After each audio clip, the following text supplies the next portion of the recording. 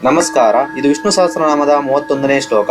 ಇದರಲ್ಲಿ ದೇವರನ್ನು ಔಷಧಂ ಎಂದು ಕರೆಯಲಾಗಿದೆ. ಕೇವಲ ಶರೀರದ ರೋಗಕ್ಕೆ ಮಾತ್ರವಲ್ಲ, ಮನಸ್ಸಿನ ರೋಗಕ್ಕೂ ಅವನೇ ಮದ್ದು ಎಂಬ ಅರ್ಥ ಇಲ್ಲಿದೆ. ಈ ಶ್ಲೋಕದಲ್ಲಿ 7 ನಾಮಗಳಿವೆ.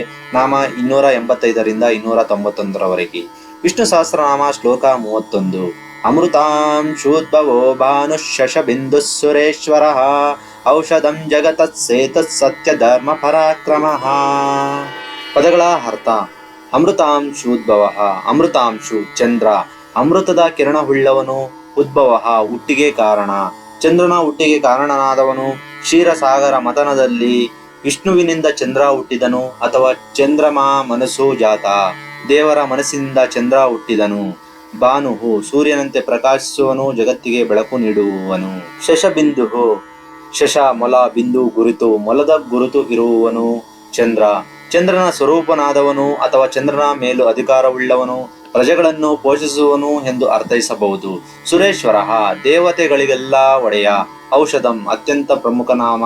ಔಷಧ ನಮಗೆ ಬರುವ ರೋಗಗಳನ್ನು ಗುಣಪಡಿಸುವವನು. ಮುಖ್ಯವಾಗಿ ಹುಟ್ಟು ಸಾವು ಎಂಬ ದೊಡ್ಡ ಕಾಯಿಲೆಗೆ ಇವನೊಬ್ಬನೇ ಮದ್ದು. ಇವನ ನಾಮ ಸ್ಮರಣೆಯೇ ಮಾತ್ರೆ. ಜಗತ ಸೇತು, ಸೇತು ಸೇತುವೆ, ಸಂಸಾರವೆಂಬ ಸಮುದ್ರವನ್ನು ದಾಟಿ ಮೋಕ್ಷವನ್ನು ಸೇರಲು ಇವನೇ ಸೇತುವೆ. ಲೌಕಿಕ ಜಗತ್ತು ಮತ್ತು ಆಧ್ಯಾತ್ಮಿಕ ಜಗತ್ತಿನ ನಡುವೆ ಕೊಂಡಿ ಇವನು. ಸತ್ಯ ಧರ್ಮ ಪರಾಕ್ರಮ, ಸತ್ಯ ಧರ್ಮ ಮತ್ತು ಪರಾಕ್ರಮ ಈ 3 ಗುಣಗಳು ಯಾರಲ್ಲಿ ಎಂದಿಗೂ ವ್ಯರ್ಥವಾಗುವುದಿಲ್ಲವೋ ಅವನು. ಅವನ ಶಕ್ತಿ ಸತ್ಯವಾದದ್ದು ಮತ್ತು ಧರ್ಮಬದ್ಧವಾದುದು.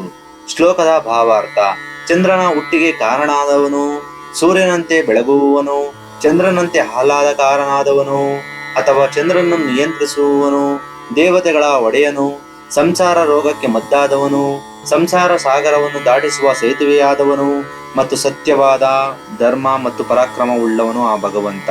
ಧನ್ಯವಾದಗಳು.